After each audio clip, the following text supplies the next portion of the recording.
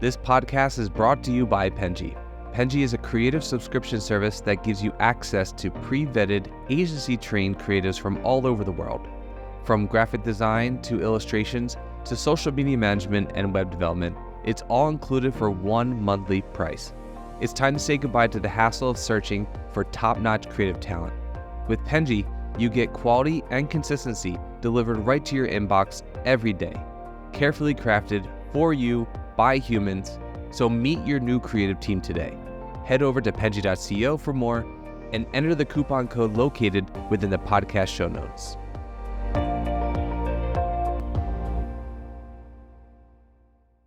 Alrighty, hello everyone, and welcome to the Fully Managed Podcast, the podcast where we discuss marketing and business tips to help assist you on your business journey. I'm your host, Shannon, Penji's partnership coordinator, and I'm joined here today with a very special guest, John Driscoll from Naked Development. Thank you so much for coming on me today. I appreciate it. Thank you for having me, Shannon. Very Of excited. course. Thank you. Alrighty, so could you just start by telling us a little bit about you, your work, and how you got to this point in your career, how Naked Development blossomed into this beautiful agency? Sure, absolutely. So yeah, I didn't come through the agency route. I originally, my first startup was a financial company, and I started that in 1999 and sold it around '06. I had my exit, and then I was kind of bumping around trying to figure it out. I loved technology. I loved, kind of seeing trends and where they were going. And I was good at marketing. And so that was kind of what I had to work with. And then the iPhone came out 2007. And then March 2008 was my big day. The App Store was released and I could sign up as an app developer that day.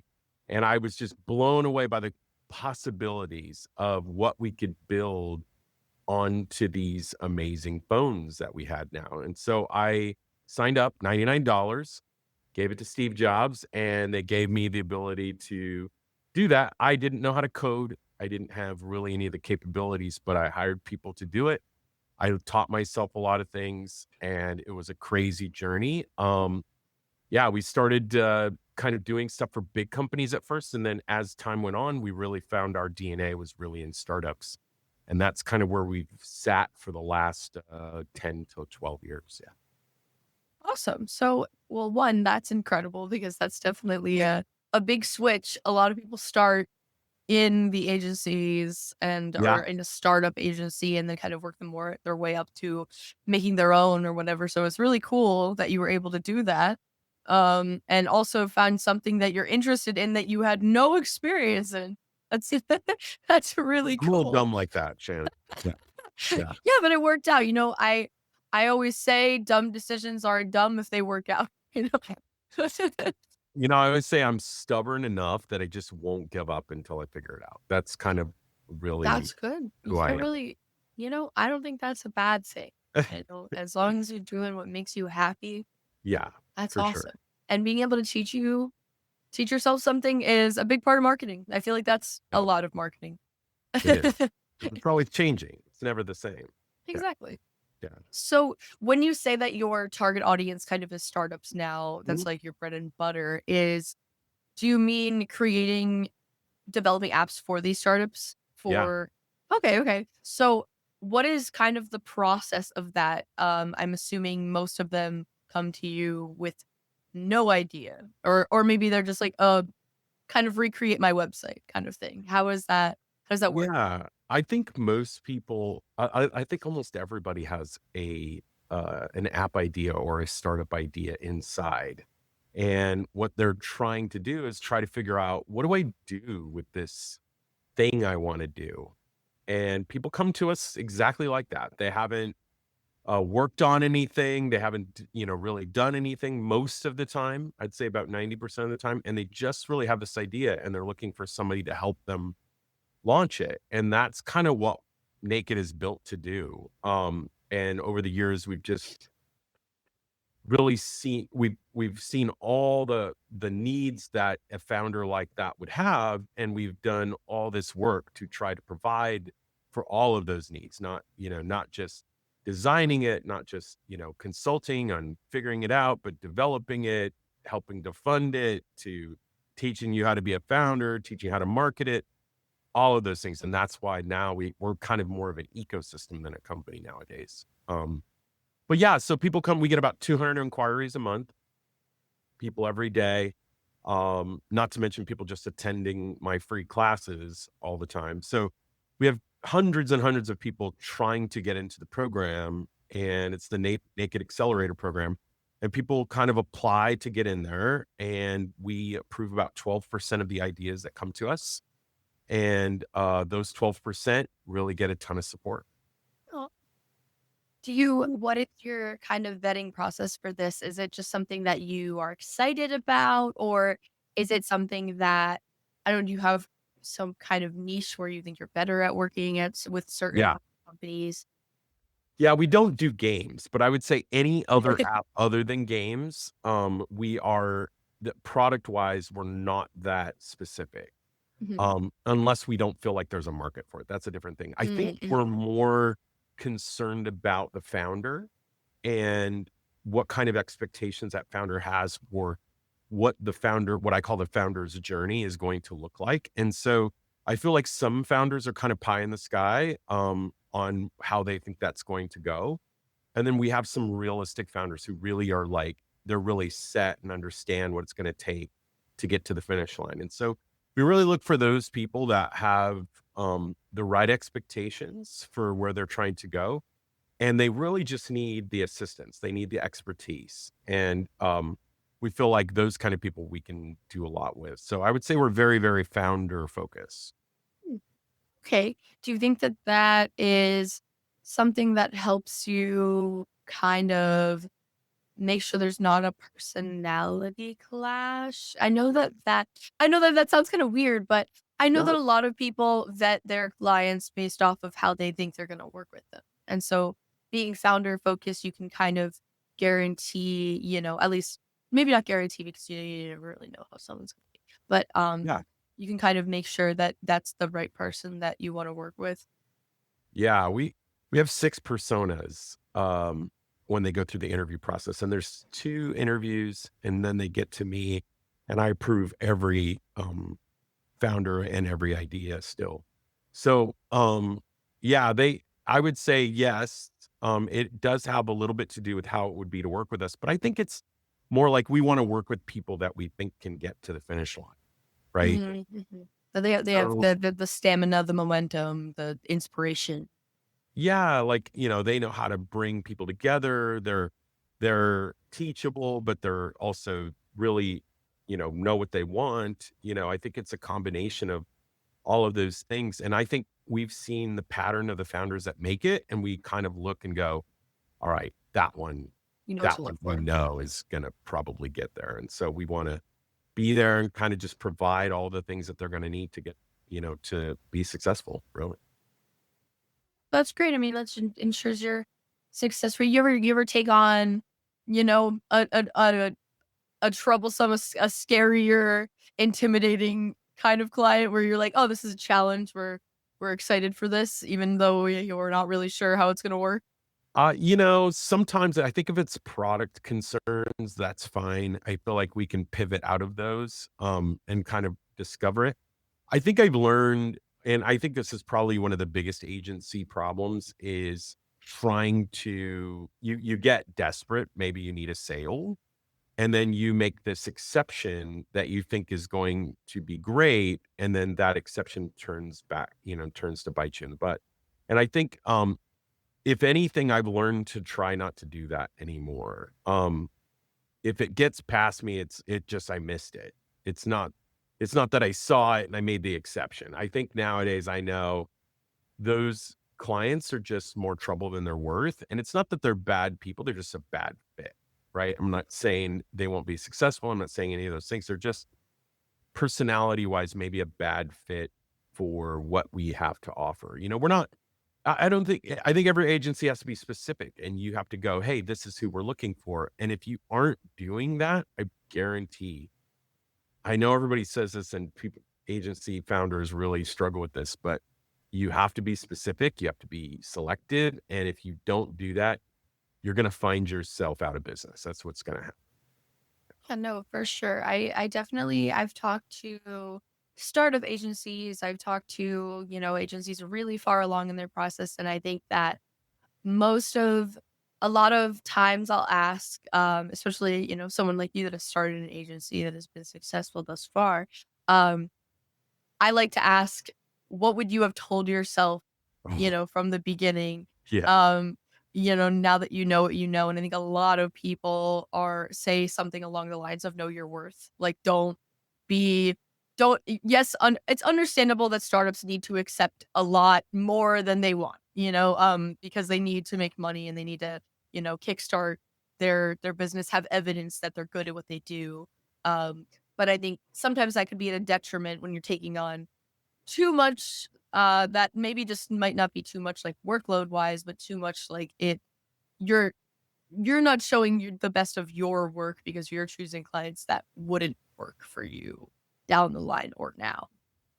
Yeah, it's funny that you say that because I think that's universally just something where know your worth. Don't overestimate your worth. I think that's also a Mhm. bad thing, right? Like there's a lot of people doing that too. They just think they're valuable because they say they're valuable. You're valuable when people find that you're valuable. And if you find that people really do appreciate what you do, then make sure that only people who appreciate what you do get your attention.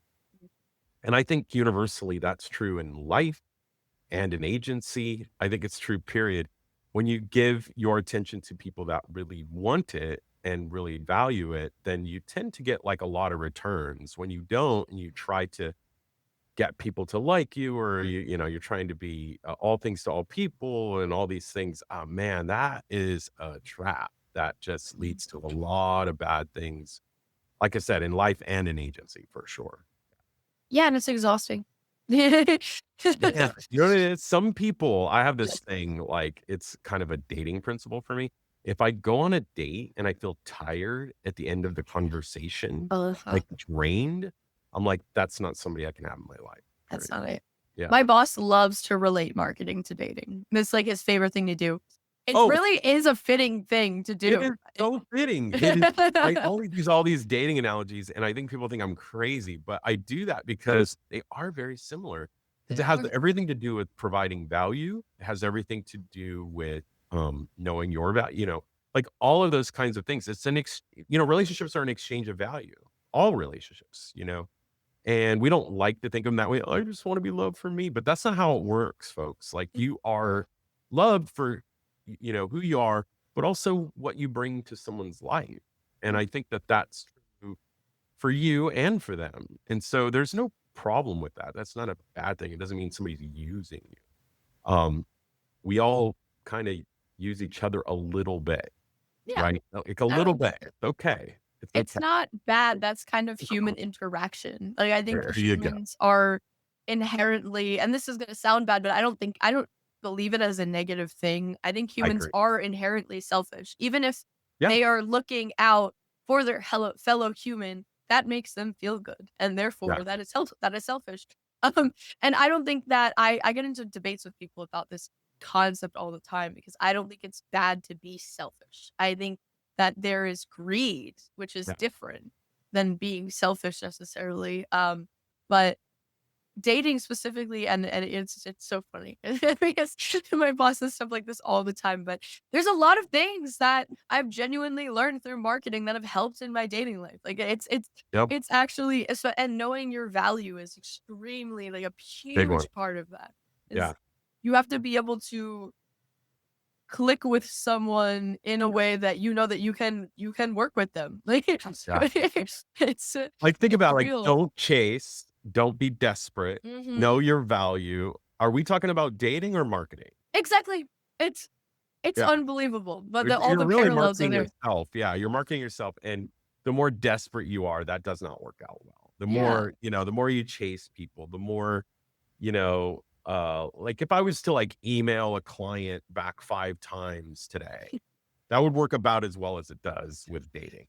Oh, yes. In your face marketing makes me wanna Yeah. die. Yeah. It makes me wanna never ever use your product ever again. Yeah. It's the worst too because sometimes they do it in a way that just works, but the Mhm. ones that don't do it in the way that it works, I don't want to ever see their product ever again. Yeah, I yeah, just want to, I don't know, I want to just find a delete all button and never have them show up on my feed or yeah. anything ever again. And that's, yeah, that's probably dating too. It's like, let me block them on everything because I don't want to see their face ever again. It's horrible dating. Yeah, I think it's very much about, hey, can I bring value to the marketplace, even in a free setting? Like this is a good example of this podcast, right? You get people like me and all that to come on, and you're providing this value to people, and people go, oh, wow, that's really neat. Oh, wow, what is that? What do they do? Right? Like that Mhm. connection to providing value is how you get people's attention. And that's what people really need to do is they got to go, what can I give away for free on a Yeah. regular basis that gets me a regular amount of traffic, And that's why I started my 5-day course for free is because that was a lot of founders didn't have access to my content and stuff like that. And I was like, well, gosh, I turned down 88% of all people that come to me. What if I gave them something, you know? And that was kind of, how we started that. We were just like, oh, let's contribute. Let's help the community. No, yeah, doing something like that is extremely helpful. And even that's the reason that we do this is to create a knowledge base for our customers. Yes, it's you always get something out of it, of course. I mean, it's Sure. it's really nice that people know about us, everyone that comes on the podcast if they didn't previously know about us, now they do. That's awesome to have other marketers, agencies have you in the back of their mind. That's always wonderful. And that's something that is great that comes out of it. But the first thing that was in our mind when creating something like this was, and we actually had brainstormed a lot of different ideas of creating some kind of knowledge base. And there was like, oh, let's create some kind of book or some kind of Yeah. newsletter that we send out a certain amount of times. And we're like, I people are gonna read that. People are gonna take their time out of their day to do something like that. It's really helpful. Video is something that's great, and it's also a way to be personal to Yep. people, or personable to people, and get to know them. And yeah, it's just a really nice thing to be able to do it. I love doing it.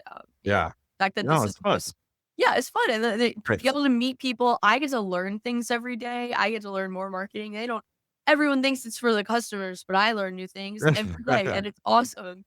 Yeah. And everyone's different, everyone does things differently, and I think that's such a beautiful thing about agency work generally, but marketing specifically.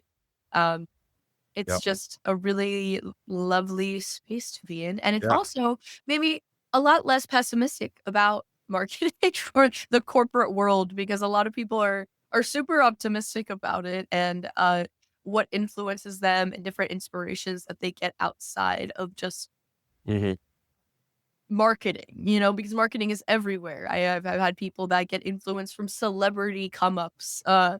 from, literally anything. And I think that's so fun. There's so Yeah. many avenues of marketing that you can get influence from. And I think that's so cool. Yeah. No, you get to learn from other people. It's great. Yeah. Learning from other people is my favorite thing. So speaking of, this is one of my, I think, favorite questions. Sometimes, people don't have a set answer, so if you're not ready, it's okay. Um, but do you what do you think is the best marketing advice that you've received from someone outside of the marketing space? Ooh, outside of the marketing space. Um, Best advice outside of the marketing space. That's a really tough question. I'm trying to think of any advice I've gotten outside of the marketing space. I think just, it's really interesting to see people's perception of your company. Um, and when you understand that the way that they see what you do, or even understand by looking at your website or whatever, and you go, wow, they seem confused. I think listening to that instead of being defensive about it and going, well, we did this for this reason, it's like, well, they didn't understand. You have to take responsibility for your communication on how well you're communicating. So sometimes I've had people come to my website or something like that, and they've been confused. And that has helped me really simplify down what we say and how we say it.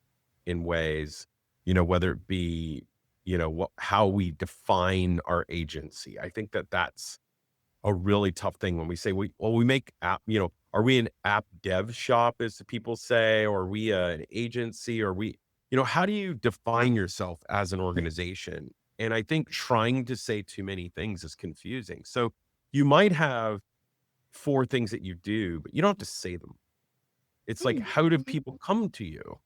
So like, Starbucks is a coffee shop, as we would say, but nobody would go, well, they're just a coffee shop. They don't serve food. We know they serve food, right? Like, so they don't have to put food in the title. So I think saying less sometimes and just being more clear. So,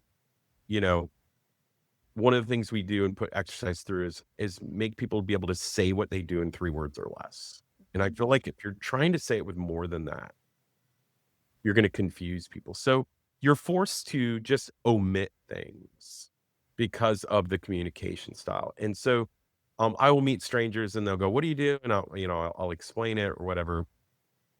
And yeah, we're a marketing firm. We're all these other things. We're a VC. We're all those things, but we just don't say any of that. It's not important because people know us as we make apps. That's what we do. That's that. It's that simple. And so we kind of don't say more than that, even though we're so much more than that. But I think you just have to be okay with just that simple message. And I think people outside of our space have really taught me that a lot. Yeah. No, I definitely resonate with that. And I think that I think one of the first things that you said, getting out of your head of being defensive about, Yeah. something that you've created or have had people create for you in your vision, is really hard sometimes for people to do, but it's also really important because I think a lot of people don't realize, or, they do, but they don't really think about it, is that like, you have a service or a product that you want people to want. And Mhm. if it's confusing or difficult to understand what you do or why you do it or whatever people want to know, um, you're not going to get as many people interested in using that. And if you want to create something a specific way, but it doesn't do that, then maybe your vision isn't, what's going to make your business profitable. Yeah. And that's unfortunate. Some people are really excited about their vision and how they want to do things. And, there's some people who are stubborn, maybe you, that, have a specific vision for something. And maybe at first the clientele isn't there, but, they keep working on it. And, maybe it is just like a niche population or something like that they're looking for. And that's fine too. But I think that something that people don't consider enough is being client focused, is that you have to take feedback constantly to be able to make people happy. And of course, you don't have to be nitpicky. You don't have to you tweak every little Yeah. thing because that is nightmarish. But to be able to listen to what people want and be able to execute that is so unbelievably important for your success. Yeah. It's really interesting that people look for validation from everybody but who they should really be looking for it from. Mhm. Like they'll look for, oh, my family thinks this is great. They'll ask me what I think. And my answer is always like, it doesn't matter what I think. It really doesn't. Like it matters. What does the market think? You need to be looking for the market's validation. And the market clicks for validation. It buys for validation. So you are validated, the scoreboard is clicks and purchases. It is nothing else. That Yeah. people just thinking that you're cool or, oh my gosh, that's amazing because they're your friends. Like none of that matters. And Yeah. that's where people really get narcissistic almost about their marketing is they think, well, I like it. I'm really into this idea. Who really cares if you're into it? Like if the market doesn't like it, you're not gonna be around very long. So what I get very excited about is the market's reaction to what we do. And so when people are coming to us at wild numbers, and we haven't had to do an outbound call in 10 years, when we have all of that, and I don't have to go anywhere for meetings or go to network meetings, which I hate. All of that, when we don't have to do any of that because the market just searches for us and they find us and then they come to us at really good numbers, like that means something we're offering is resonating. And sometimes it's even hard to know exactly what it is, but I think that's more fun to figure out than to try to go, oh, my mom really thinks I'm great. Like obviously she does. Yeah. Yeah, no, I definitely agree that people look for validation in the wrong spaces. I even think to go even further with that, maybe not asking like more interpersonal relationships like family and by people in your life, but I think also um a lot of people look for validation from other professionals that wouldn't need their service. Yeah.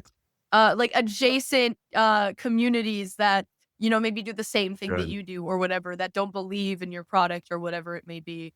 Um, and I think that is something that people need to get out of their headspace too. Like, oh, that you're maybe or even the competitiveness of all of it, of that, oh, I need to be doing better than this person that's doing something similar to me or whatever it may be. It's like, yes, it's a competition to a level if you're doing the same exact thing as someone else or doing something similar, and there's only so many of them. Marketing is very different than that, isn't the fact that there is so many marketing agencies out there. I think there's like hundreds of thousands in the US Yeah. at this point in time. Um, that competitive wise is not really something that I think people should really worry about. But I understand if your industry is more niche and you do have competition that directly affects your clientele. But I think people outside of that are looking for validation from other professionals that don't really care about your best interest. That they just see a startup and they think, oh, well, what is the statistic of how many startups don't, make it or whatever it may be. I'm sure I've heard a bunch of stories of um my my bosses being told or discouraged about, what they're doing from other professionals that have already made it that are not doing as well as we are now. And Yeah. that happens all the time. And I think that considering, if you think you have a good idea and you know your worth and what it's going to become, obviously take feedback. Take feedback. The most important group to take feedback from is the people that need your product. And, Yeah. you don't even have to consider anyone else. You really don't. Um, No, honestly, I don't even know who my competitors are, to be honest. I have no That's clue. good. People will ask me, have you ever heard? No, nope, have No, no idea. Like good. I don't really care what they're doing. I Yeah. genuinely don't ever think about it. Like, and I think it's already a form of insecurity. Just let's use the dating analogy. The moment you're looking at like, oh, I look better than that guy, you know, Mhm. she's got to like me because I look better than that guy. Like you're using the wrong standard. You're either trying to find the lowest common denominator to make yourself feel better, or you feel insecure because you're looking at somebody and you think they're better. So I don't really know what there is to gain in that whole deal by thinking about other people or being obsessed with your competition. I never have seen really any value out of it. Yeah, I completely understand that.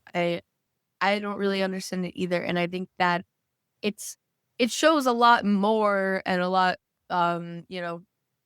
a lot better on you to not have to think about it because that means that you're doing well. If you're not thinking about your competitors, you don't have to. That means you're doing great, you know? Well, yeah, and I honestly, I would, like I said, I'd argue that I don't think anybody has to. Mhm. Yeah, that's the thing is like I actually don't think anybody needs to, and I think it's a huge distraction to do it. I just don't. I've never seen any value in it. Um, and yeah, I would just say somebody's gonna have to show me like what have they really gained from looking at somebody else? Like I don't know, looking over your shoulder while you're running a race is not a great thing to be doing.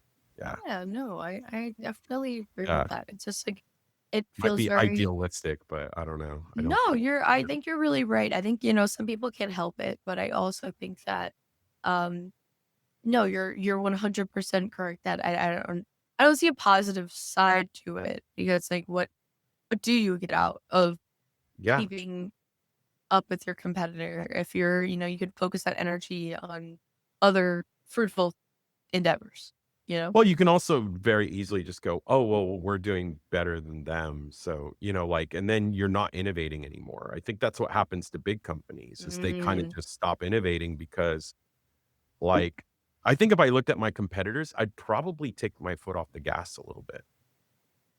Like, I really do. I think I would be kind of like, well, nobody's doing what we're doing. We're mm, good. We're good. Like, we could just stay um, here and stay stagnant.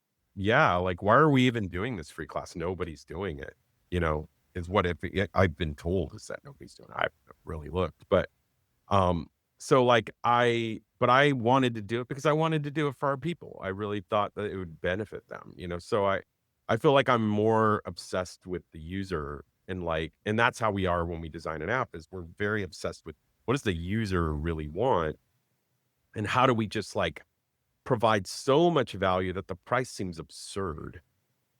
That's really what I love to hear. Like, is that it? Like that, like, Mhm. yeah, the price, and we're considering it like we're premium, but because we're offering so much value, and it also makes, I love what Alex Hermosi, it's really hard to compare you to other things when you are just pouring on so much value.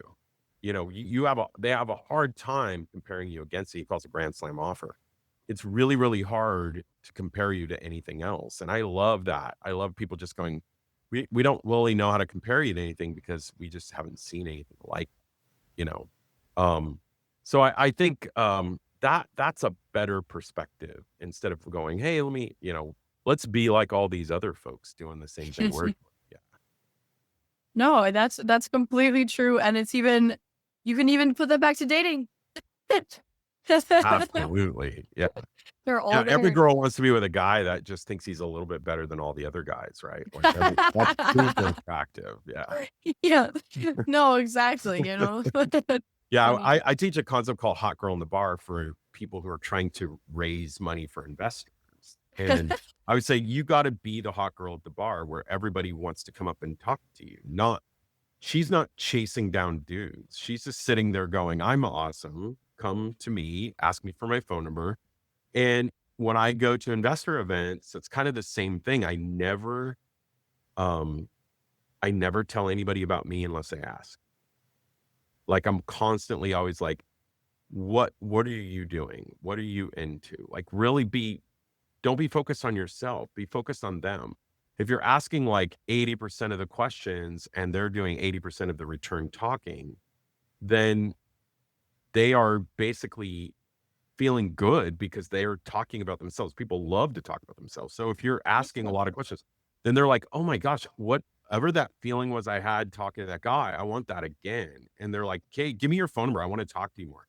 And I have had more VCs chase me down after meetings where I didn't even ask for their phone number because they wanted to meet with me after. And we've raised a lot of money in the last, 10 years. And I think that mentality is why it's worked. It's just stop being so self-focused, you know, and that it's funny when you're just like the value economy is like, go provide so much value that people just want to work with you, period.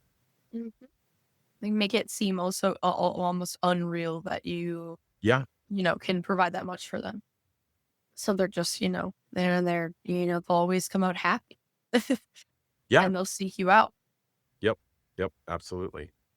Well, I think that this is a perfect note to end on since we are out of time, Great. unfortunately. But thank you so Oh, much. I crap. really appreciate this, and I've learned a lot. I hope that I never stop saying that. This is my Oh, favorite yeah. too. But thank you so much. I really appreciate this conversation, and I think that our audience and me have gotten a lot out of this. So it's an incredible conversation to have. I appreciate it. Thank you, Shannon. I enjoyed it. Thank you so much. And I also know that when I don't get through all my questions, that it's a good conversation. So that's Good. But yeah, thank you so much. And thank you everyone for watching or listening. Please don't forget to like and subscribe to see more of this. I appreciate it. Have a good day. You've been listening to Fully Managed, brought to you by Penji. Check out the show notes to learn more about today's guest, and to learn more about Penji, the human-first creative subscription service, head over to penji.co. And by the way, if you're still listening, it would mean the absolute world to us if you were to share this podcast with a friend, and of course, subscribe.